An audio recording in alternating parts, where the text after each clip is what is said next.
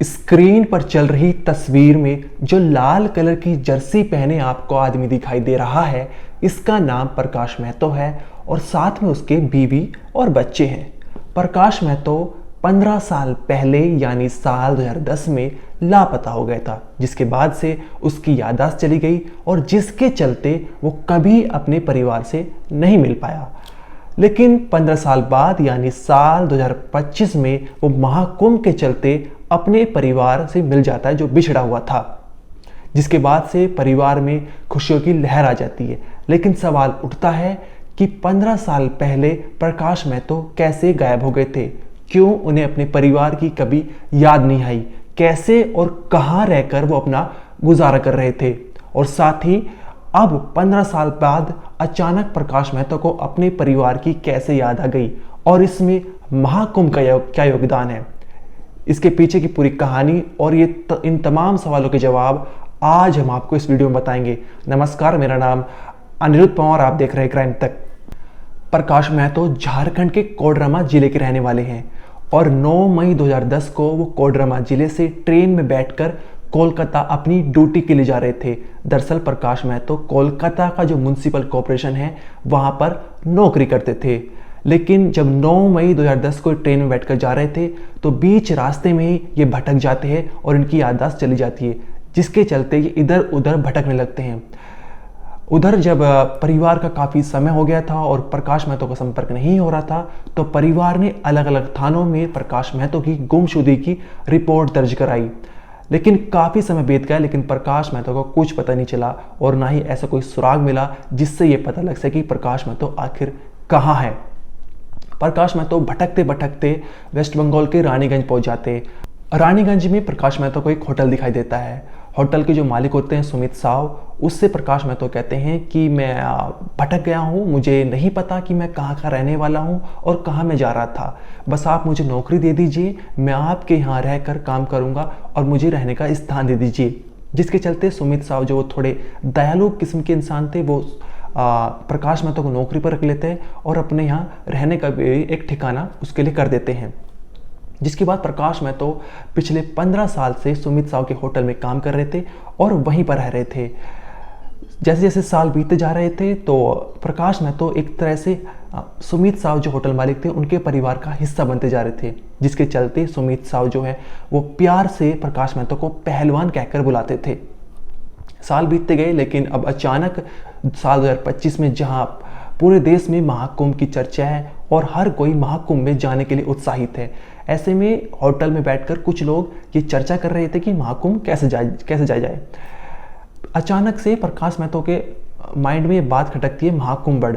वो सोचता है कि महाकुंभ जो है वो वहीं मेरे घर का रास्ता है। वो होटल मालिक सुमित साव से कहता है कि मुझे कुंभ के मेले में जाना है। सुमित साव पूछते हैं कि क्यों? तो वो कहता है कि मेरे जो घर का रास्ता है वो उसी रास्ते है कुंभ के वे, और शायद हो सकता है कि मेरा घर का पता चल जाए। जिसके चलते होटल मालिक सुमित साव को प्रकाश महतो को बैठाते हैं और कहते हैं कि जब तुम्हें इतना याद आ गया है तो और सोचने का और याद करने का प्रयास करो, शायद तुम्हें ये भी याद आ जाए कि आखिर तुम्हारा घर किस जिले में है। प्रकाश महतो थोड़ा अपने माइंड पर जोर डालते हैं, जिसके बाद उन्हें पता चल जाता है कि वो झारखंड के कोडरमा जिले के रहने वाले हैं।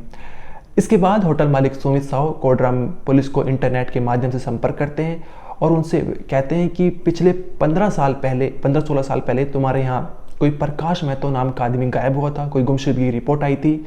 इसके बाद कोडरमा जो पुलिस होती है वो तमाम फाइलें खंगालती है, जिसके बाद उन्हें पता चलता है कि हाँ 15 साल पहले प्रकाश महतो नाम का आदमी गुमशुदा हो गया था। और इसके बाद कोडरमा पुलिस ने जो प्रकाश महतो का परिवार था उनको संपर्क किया, उनको पूरी कहानी बताई और प्रकाश महतो का पूरा परिवार वेस्ट बंगाल के रानीगंज पहुंच गया। वहाँ पर जहाँ होटल था सुमित साव का, वहाँ पर पहुँच गया और जो प्रकाश महतो की पत्नी थी गीता, उनका एक बड़ा बेटा था 18 साल का सुजल और एक बेटी थी 16 साल की रानी। तीनों की आंखों में आंसू आ गए थे जैसे ही उन्होंने प्रकाश महतो अपने पिता को देखा। प्रकाश महतो को जो बेटा था सुजल और जो बेटी थी रानी, उन्होंने अपने पिता को सिर्फ तस्वीर में देखा है और उस तस्वीर के सहारे ही अपना जीवन गुजारा है। उस तस्वीर के सहारे ही वे बड़े हो गए। उन्हें तो यहाँ तक भी नहीं पता था कि उनके पिता जिंदा है कि या मर गए हैं। और जो प्रकाश महतो की पत्नी थी गीता, वो मजदूरी करके अपने परिवार का गुजारा चला रही थी, अपने बच्चों की परवरिश कर रही थी, क्योंकि जो उनकी नौकरी थी वो तो प्रकाश महतो की चली गई थी जैसे ही वो गायब हो गए थे। परिवार ने भी ये मान लिया था कि शायद प्रकाश महतो मर गए थे। उधर जो कोलकाता की म्यूनसिपल कॉरपोरेशन है, उन्होंने प्रकाश महतो को मृत घोषित करते हुए ये कह देता कि तुम्हारे जो बेटा है उसको नौकरी मिल जाएगी। लेकिन अचानक जो है ऊपर वाले करिश्मा होता है, प्रकाश महतो को महाकुंभ के चलते अपनी याददाश्त वापस आ जाती है उसकी, और जिसके चलते उसे पता चल जाता कि वो कहाँ का रहने वाला है और अपने परिवार से मिल जाता है। इसके बाद से पूरे परिवार में खुशियों की लहर है। एक तरह से होली दिवाली का जैसे त्यौहार होता है, इस तरह से पूरा परिवार उत्साहित है। प्रकाश मेहता के जो चचेरे भाई है कार्तिक वर्मा, उन्होंने कहा है कि ये चमत्कार है, और अब पूरा परिवार जो है वो महाकुंभ में स्नान करने जाएगा, क्योंकि महाकुंभ के चलते ही प्रकाश मेहता को याददाश्त वापस आई और जिसके चलते वो अपने परिवार से मिल पाए। इस वीडियो को हम ख़त्म करें इससे पहले हम आपको कुछ ऐसे लोगों की ज़ुबानी सुनाना चाहते हैं जो मौनी अमावस्या के दिन, महाकुंभ जो 2025 है, मौनी अमावस्या के दिन जो जिनके परिवार बिछड़ गए थे, उम्मीद करते हैं कि शायद वे भी अपने परिवार से मिल जाए। उनका एक बार आप बयान सुनिए। वो हाईवे से होकर जाता है रास्ता झूसी के तरफ, वहीं पे है क्रिया योग मतलब गेट बना है, उसी के पास पलक झपकते मेरी मम्मी खो गई, जो कि मैं 72 घंटे से 8 जना ढूंढ रही हूँ, मुझे नहीं मिली है। मेरी मम्मी का नाम है मिथिलेश देवी, वो बिहार दरभंगा जिला की रहने वाली है। उनके पति का नाम है श्री श्रवण कुमार झा। मैं उनकी बेटी हूँ। मैं 8 लोग और हूँ जो कि सुरक्षित हूँ, पर मेरी मम्मी नहीं मिल रही है।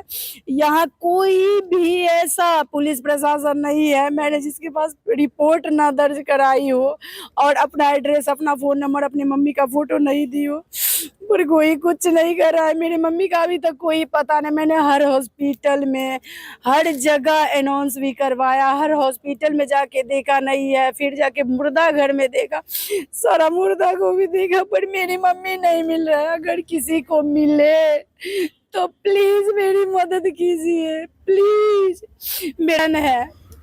अच्छा, उस दिन आखिरकार ऐसा क्या हो गया था जो आप लोग बहुत एक मजबूती से हाथ पकड़े रहे होंगे कि एक दूसरे का खोने का डर भी सता रहा होगा, लेकिन ऐसा क्या हुआ? का तो सवाल ही नहीं है। इतना क्राउड था, इतना क्राउड था, हाथ पकड़ने का तो सवाल ही नहीं था। आदमी गिर रहा था, आदमी के ऊपर से आदमी का ये पूरा बंडल बन रहा था, हाथ पकड़ने का तो सवाल ही नहीं था। पर फिर भी हम लोग आगे पीछे थे। ऐसा नहीं कि हम लोग दूर थे, आगे पीछे थे, मतलब एक ही जगह थे। इतना क्राउड था जिसका हम मतलब शब्द से बयां नहीं कर सकते हैं।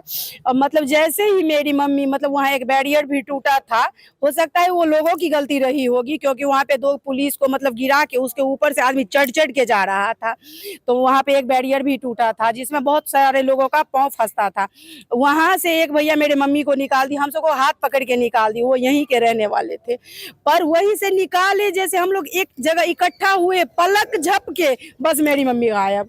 और तब से मतलब हम लोग, कोई भी ऐसा पुलिस नहीं है, चाहे वो ट्रैफिक पुलिस हो, चाहे वो अन्य पुलिस हो, कोई भी ऐसा पुलिस नहीं हो मैंने जिसको नहीं बताया, और ना मैंने उसको अपना एड्रेस, फ़ोन नंबर या अपना मम्मी का फ़ोटो नहीं दिया है, या कोई भी ऐसा पुलिस चौकी थाना नहीं है। यहाँ का जो भैया लोग हैं उन सब को भी मैंने अपना फ़ोन नंबर, एड्रेस, मम्मी का फ़ोटो दे रखा है, और वो भैया लोग भी हर जगह मतलब मेरे सामने में सर्कुलेट करे। कुछ भैया लोग हैं जो बहुत अच्छे हैं, और कुछ तो ऐसे हैं कि मतलब सामने है वो जगह और अगर पूछो ना तो सीधे चले जाओ, उधर से चले जाओ, उधर से चले जाओ। इसी चक्कर में मेरी मम्मी गुम हो गई। आज 4 दिन हो गया है, मतलब हम लोग अभी तक नहाए भी नहीं है, ना ही कुछ खाए पिए हैं, सब बहुत परेशान। अगर किसी को मिले प्लीज प्लीज हमें कांटेक्ट करें। आपको आने की ज़रूरत नहीं है, प्लीज़ हमें बस कॉल करें, हम ले आएंगे अपनी मम्मी को। और जिसके पास वो मेरी मम्मी को सुरक्षित रखे और मेरी मम्मी का ख्याल रखे, हमसे कांटेक्ट करें। मेरी मम्मी बहुत अच्छी है और यहाँ कोई नहीं आए। अगर आना है तो अपना कफन लेके आए, और मैं कुछ नहीं बोलूँगी, अपना कफन लेके आए। और आप लोग समझदार है, समझ सकते हैं।